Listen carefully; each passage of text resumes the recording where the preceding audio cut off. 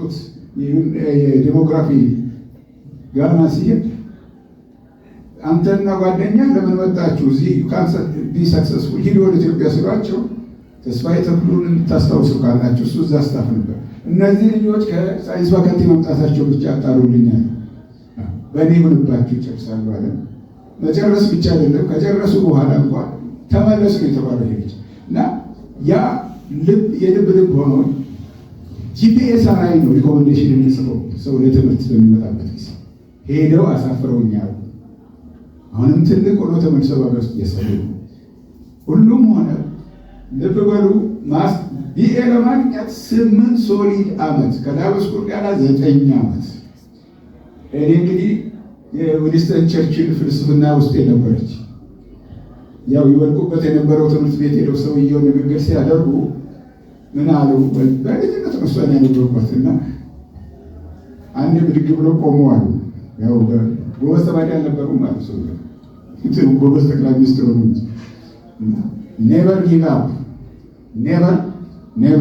ኔቨር ብሎ ቁጭ አሉ የሚለው ውስጥ ነበር። ስለዚህ ብቻ እየተንጠለጠልኩ ስመለስ ያው አለቀ። ስታልቅ ደግሞ ተመቻቸ ሳፈው።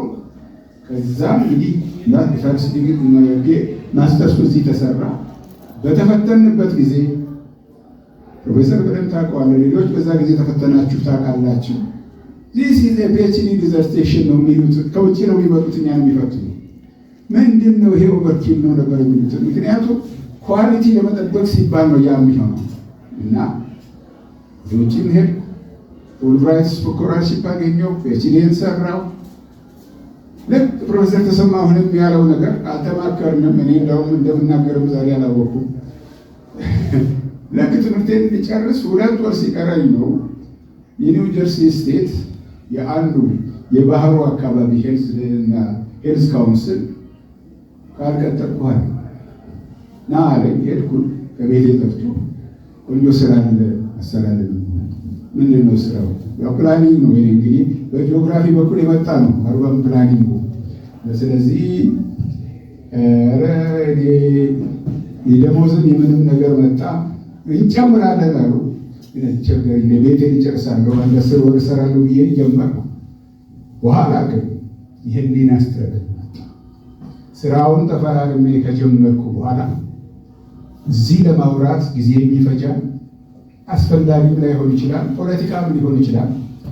ግን አንድ ደረጃ ላይ ወሰን ወደ ሀገር ለመመለስ በዛ ጊዜ እነዚህ ሰዎች ግሪን ካርድ ሊሰጡኝ 3 ወር ብቻ ነው የቀረው እና ወሰን መጣሁ። በብዙ ነገር ለቤተሰቤ ብዙ ነገር ሊበላሽ ሲሆን ነው የመጣሁት። ብዙ ነገር ተስተካከለልኝ፣ መስራቱን ቀጠልኩ። ግን ስወጣት እዚህ ይለኛል በቦታ ሰው አንቀጥርም፣ እንጠብቅሃለን። ኢትዮጵያ ካልተስማማ ወይ አሮሌ ፎንኮራዊ ነው ሌላም ፓርታውን የሰራሁበት አለ። እሱም ድርጅት ለምን ትሄዳለህ? እኛ እንቀጥርሃለን። ጉዳዩ እንደሆነ ታውቃላችሁ። ራትገር ስሙ ትልቅ ነው የተማርኩበት። የፕላኒንግ ስኩል እንደ ፕላኒንግ ሃርቫርድ ይገርማል፣ እንደ ፐብሊክ ፖሊሲ ደግሞ አንደኛ ነው ባገሩ። ስለዚህ ሰለሞን አወቀም አላወቀም ያውቃል ይላሉ ሰዎቹ። ስለዚህ ነው የሚፈልጉ። ቀረው ቀስ እያልኩ ሞከርኩት። ይህን ሁሉ ዓመት ከቆየ በኋላ ቆጭቶኛል። ያው እግዚአብሔር ምስክሬ ነው። ኖ ሪግረትስ። ለምን አይ ዋዝ ሜኪንግ አ ዲፍረንስ። ያን ኦፖርቹኒቲ አግኝቻለሁ። ፖሊሲን ለመቅረጽ ለማስተማርም የኔ ልጆች ጥሩ ቦታ አሉ። እነገሬ ናቸው የሚጠሩ የምታውቁም ታውቃላችሁ። እና አንድም ቀን ወደ ሀገሬ መመለስ ቆጭቶኛ አያውቅም። እዚህም በመስራት ቆጭቶኛ አያውቅም።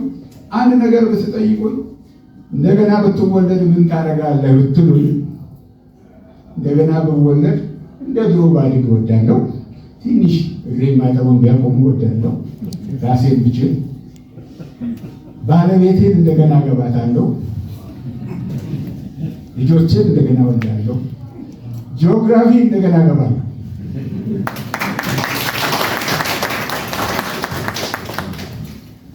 ይሄ ካንጀቴ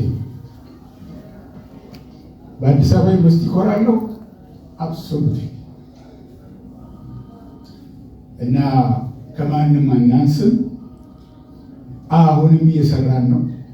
አጀስትመንቱም እየቀጠለ ነው። ኦቨርኦል ወደ መልካም ነገር እየሄደ እንደሆነ ይሰማኛል። ፋካልቲው ስንፈጥ በነገራችን ላይ አርት ፋካልቲ ነው የነበረው። በኋላ ነው ሶሻል ሳይንስ የሆነው በደርግ። ያኔም ሰፊ ነበር። ሳይኮሎጂ ቢዝነሱም እንዳለ እዚሁ ነበር እና አሁን ደግሞ ወደ 15 ሰፋን አይደለም። አሁንም ይሆናል። ቀና መንፈስ እያየሁ ነው በቤት ውስጥ። እንግዲህ ለመቶኛው ደግሞ የምትበቁ እንግዲህ የተሻለ በዓል ነው የምታከብሩ አምናለሁ። ዜስት እንዲህ በትዕግስት